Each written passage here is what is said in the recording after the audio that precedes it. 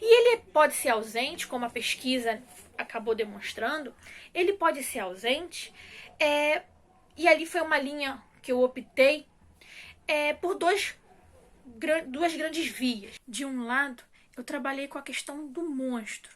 Dentro desse imaginário grego, essas monstruosidades seriam capazes de imputar a morte. Por outro lado, eu trabalhei com a questão da natureza, dessa physis, os eventos naturais que também poderiam causar a morte no mar. E é interessante esse campo do monstruoso, principalmente porque tem se tornado no Brasil nos últimos anos um campo de estudos, o Monsters Studies, que acabam trazendo também para a antiguidade um novo olhar. E sim, através da pesquisa eu consegui perceber que é possível falar sobre monstros e monstruosidades na Grécia Antiga. Sobretudo, ou pelo menos a partir de um campo vocabular. Porque existem várias palavras em grego que são capazes de abordar a questão do monstro e da monstruosidade. E nesse sentido, o que é bastante interessante na minha pesquisa é que eu utilizei essa ideia de monstro e monstruosidade não somente para o vocábulo, mas também para a questão iconográfica, a questão imagética.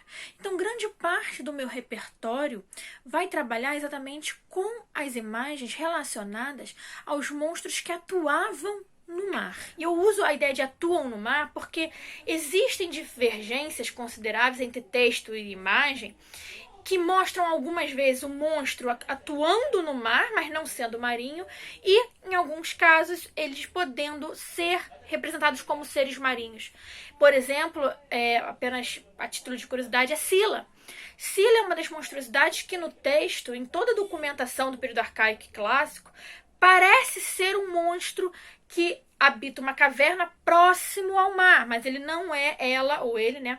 Ela, porque tem a representação iconográfica é feminina, então eu opto até por ela, mas pelo viés da imagem, não pelo viés textual.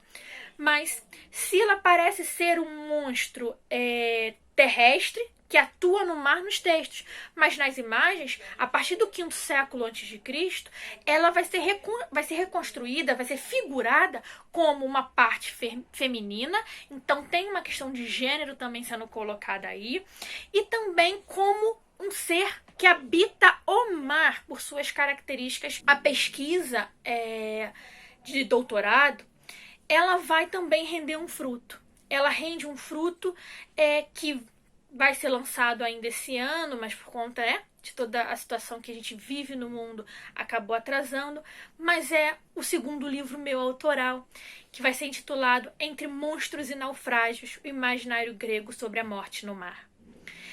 E outra coisa que é fundamental ser dita aqui e deixar registrado é que só foi possível desenvolver toda essa pesquisa extremamente densa, isso pode ser visto pela tese que se encontra no site do PPGH, disponibilizada, é que eu recebi, além da bolsa do CNPq, ao longo dos 4 anos de pesquisa, eu também recebi 4 meses de bolsa da CAPES para o doutorado sanduíche, que eu realizei junto ao ANIMA, que é o Anthropologie Histoire des Mondes Antiques, lá em Paris. É o grande centro de pesquisa com uma biblioteca fantástica que possibilitou a minha pesquisa, sobretudo em imagens. E na epigrafia funerária também. Então, isso foi fundamental para que a minha pesquisa se desenvolvesse muito bem. Uma outra coisa fundamental foi que durante esse período, com o contato com os professores lá, principalmente a professora Violaine Sebiot-Couchet, que foi minha supervisora durante esse período, sanduíche, eu consegui pleitear uma outra bolsa, mas agora junto à École Française d'Athènes, a EFA, que também é um centro fundamental e importante, mantido pela França na capital da Grécia, Atenas. E ali eu consegui, por um período posterior ao meu retorno ao Brasil, realizar uma pesquisa na biblioteca durante um mês, também financiada por essa Bourse Scientifique da EFA.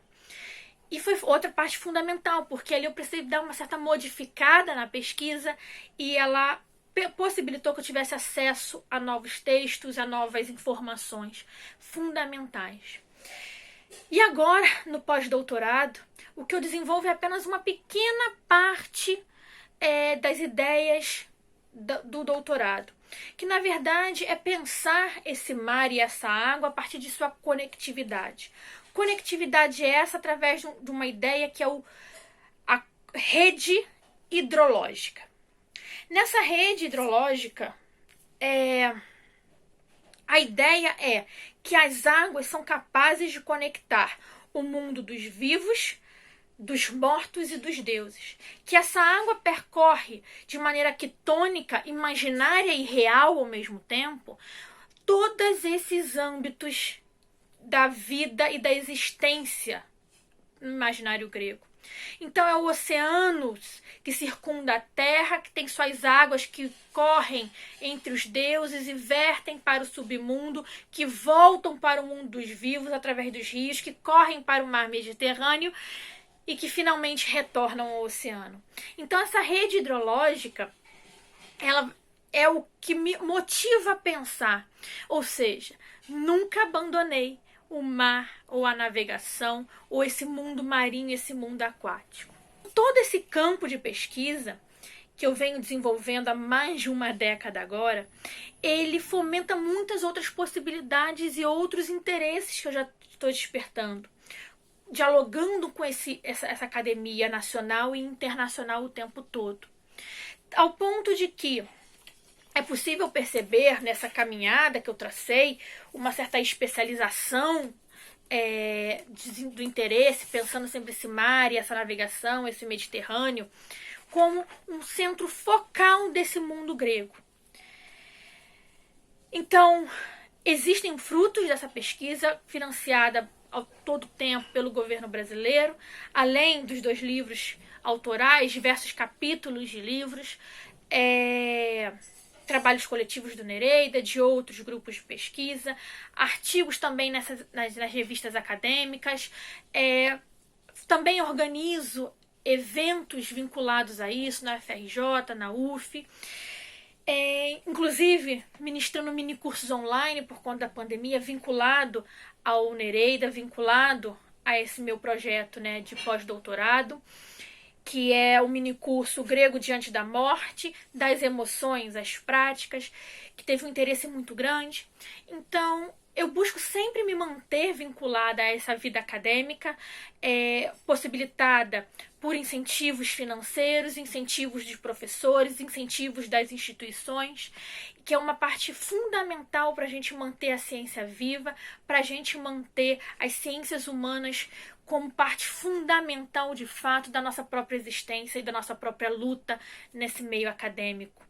Então, a oportunidade que eu tive foi muito fantástica, foi muito importante na minha formação, e eu torço para que outras pessoas, outros pesquisadores e pesquisadoras também possam ter essa oportunidade.